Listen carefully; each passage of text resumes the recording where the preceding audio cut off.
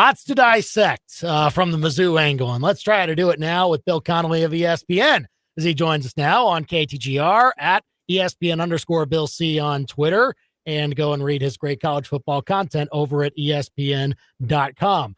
Bill, just the way that it went just from both sides, taking the injuries out of it, just, from the numbers of how Mizzou was able to do efficiency-wise, certainly against Diego Pavia, but then unable to back it up on the offensive end themselves. How did you kind of assess all of that? No, that sounds about right. I think you nailed it.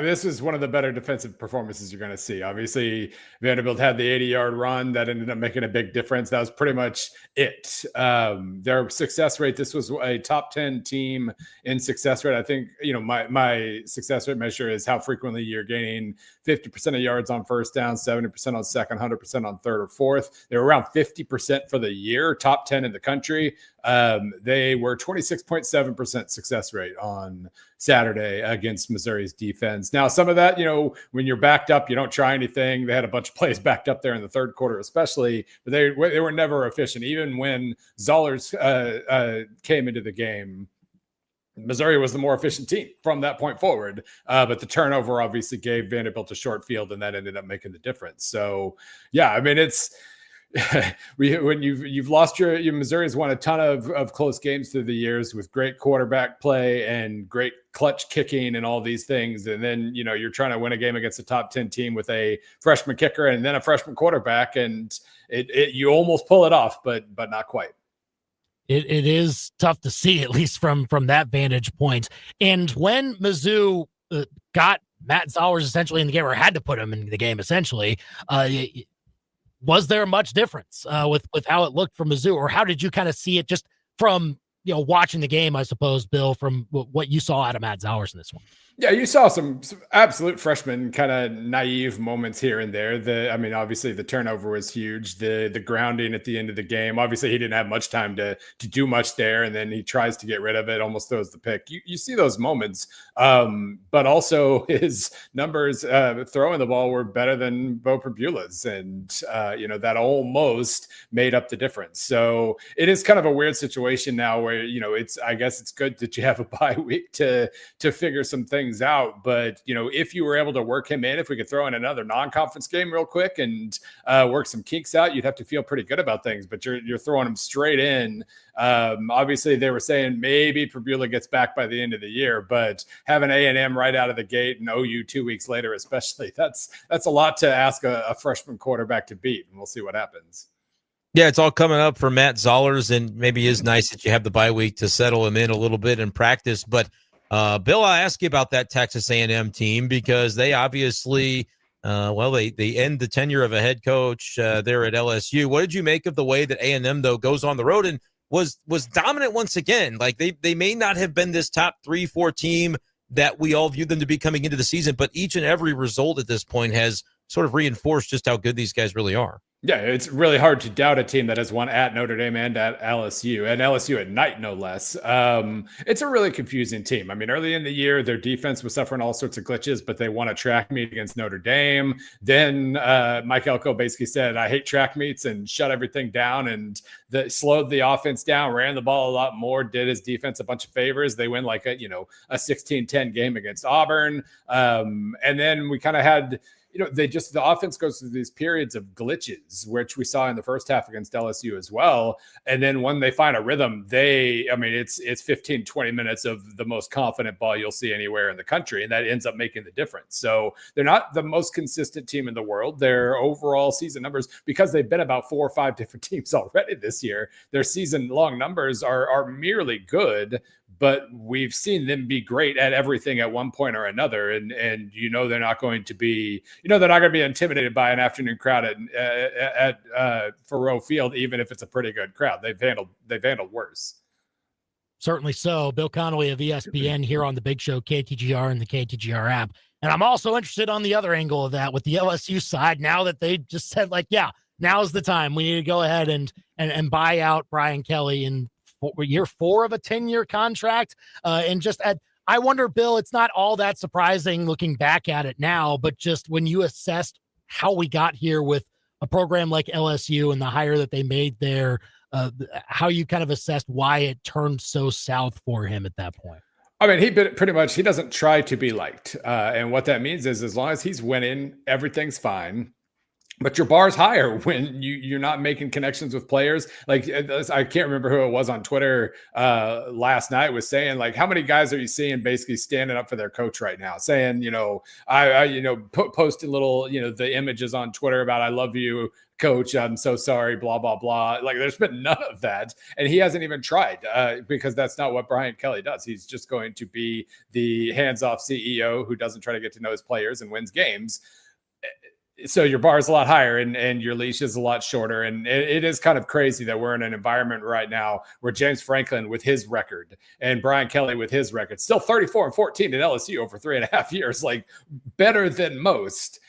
Fired before November with $50-something million buyouts to lay into, even if that gets, negotiated, whatever else happens. This is a really, really weird time. We had like the smallest coaching carousel ever at the P5 level last year. And now we're really, it's going to, I don't even know what jobs are going to open here. There could be 5 or 6 or 7 more, and Missouri, just by the way, does not want to be one of those teams. We'll see what happens. Yeah, just LSU is another program to add to the list of teams that are gonna. I don't know if they'll try to poach Eli Drinkwitz, but it seems like plenty of people might try to do so. Maybe something that could go well for Mizzou is if LSU can, or maybe Florida can hire Ole Miss's coach. But let me ask you about that Ole Miss team because they got a big win. They're still thinking about the playoff. That's kind of the part that makes you even more nervous a little bit with Mizzou maybe fading in the other direction.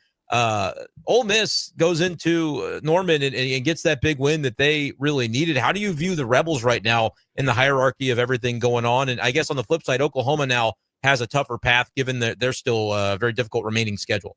Yeah, I mean, OU Tennessee this weekend is kind of an elimination game, and neither of them is going to have the resume, I don't think, as a 9-3 team to get in. So they're going to have to win out here.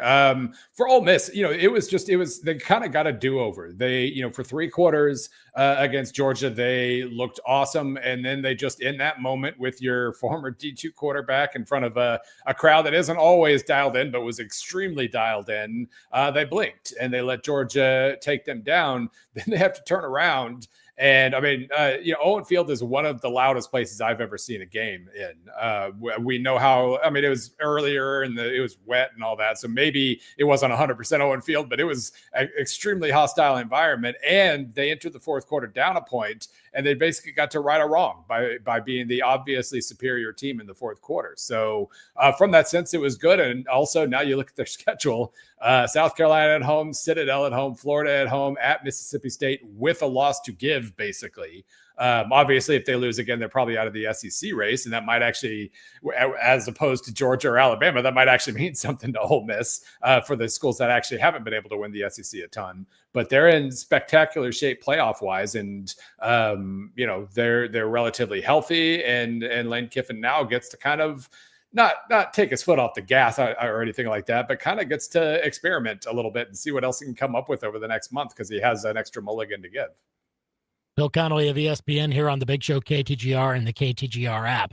How much do you read into Alabama struggling the way they did against South Carolina? Is that just a survive and advance type of thing for them, or how do you come away from that one? At this point, they are 2023 Washington. They have blue chippers. They shouldn't have to be 2023 Washington. But that Washington team went like 8-0 in 1-score games, beat good teams by small margins, beat bad teams by small margins. Just always made exactly the plays they needed to make. And this is Alabama. Like, it was so annoying. I texted my editor in the first quarter, like, oh, finally they get the lucky break. They get the funky bounce along the sideline, and the defender holds his man up, and they run to the end zone together for a touchdown. That's the underdog supposed to do that. But Alabama got that, and then the fumble at the end, and that was the difference in the game. They sleepwalked through a good couple of quarters there. And they, we've talked about this already, but from a pure statistical standpoint, they were kind of not the superior team against Georgia, not the superior team against Missouri.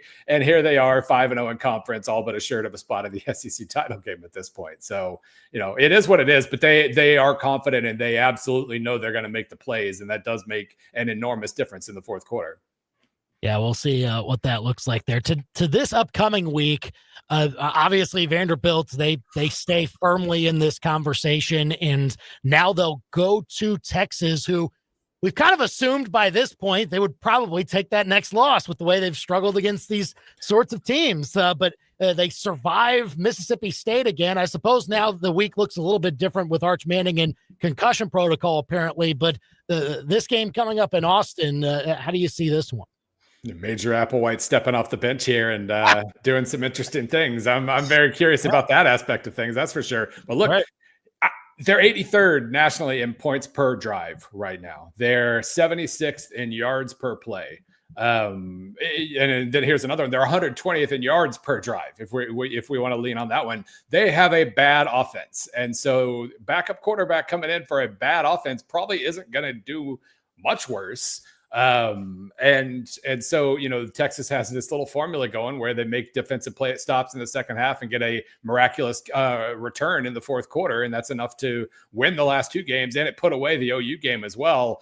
Like maybe that keeps working, but Vanderbilt can move the ball at least against teams not named Missouri. So they're going to have to probably score a little bit, and we'll see. That does make the game really interesting, though, as not only for the kind of snarky Major Applewhite part of it, but also because Vanderbilt now has to prepare for an offense with a quarterback they don't really know.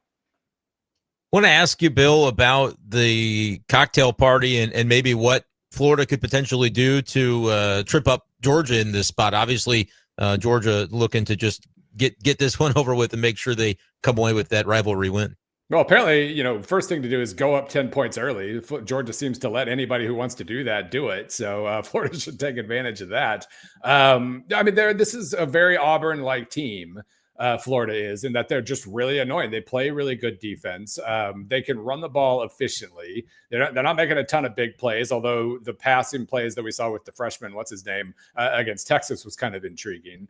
But it's just an inconsistent offense and a good defense. And if Georgia is dialed in, they'll be fine. But they seem to thrive on not being dialed in for three quarters. And then, once they taste the blood in their mouth, they start playing well. Like that can absolutely backfire on you in a rivalry game. But I'm just going to assume that Georgia gets it done because we don't have any evidence they won't.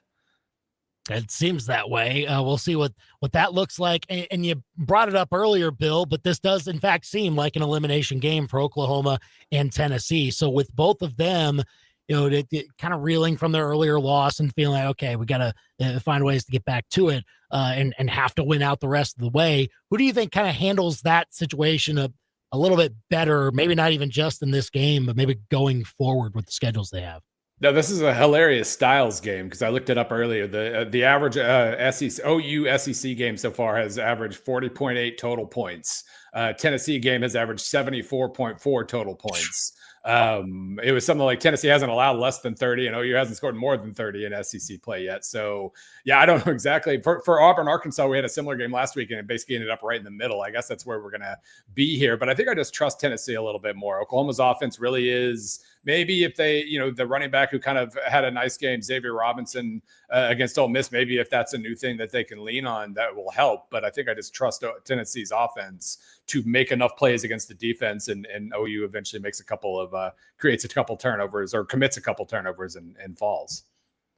Yeah, very interesting there. Of course, the SEC, we'll see how many spots are left for them, I suppose, as well, because the ACC has been a little more interesting with Miami taking the loss earlier. They are at SMU this weekend. Of course, the Big 12 is looking a little more convoluted. BYU won't lose, Bill. What's going on with all of this? I just wonder now with look, there's 4 or 5 weeks left in this thing before we see, and less than that before we see the first CFP ranking very soon. I just wonder how you see the landscape for the teams outside the SEC that have the best shot at this. Yeah, I mean, obviously, if you're an SEC fan, you're rooting hard against BYU and Georgia Tech. Those are kind of the two outliers there that could get to the finish line 12-0. And I guess if Georgia Tech does it, that means they beat Georgia too. So they're in no matter what in that case. But that's until they lose. The ACC and Big 12 are looking at potentially kind of maybe stealing at least 3 spots between the two of them. And that's a spot less for the SEC. So that'll be, it really is funny this year. We've got the Big Ten. We know the top 3 teams, the top three best teams in the country might all be in the Big Ten. And then in my SP Plus rankings, the SEC still has like 8 of the top 15 without any in the top 3 or 4. So it is going to be just how many can get to the finish line at 10-2, and whether the Big 12 and ACC can get multiple teams to at least 11-1 heading into championship week. That's going to be kind of where the balance is there. And it'll be interesting. I'm enough of a fan of the underdog in general that my natural impulse is to root for BYU and Texas Tech and so on here. But I'm supposed to be an SEC guy now. So exactly, company line, right? That's right. That's the way it goes. But hey, it'll be fun. Root for chaos. I think that's just what that's always absolute nonsense. And that is one thing about this coming week. Not a ton of amazing looking games, but like half the top 25's on the road and just like slightly favored in a lot of cases. So we're going to have some upsets this week. Just don't ask me which ones. Yeah, that'll be fun. Mizzou won't be part of the action, but trying to be ready for 2 weeks from now, their big one against Texas A&M. And great to chat with Bill Connelly of ESPN here on The Big Show. Thanks, Bill, for coming on. Hope you're well. We'll talk again soon. Absolutely. Take care.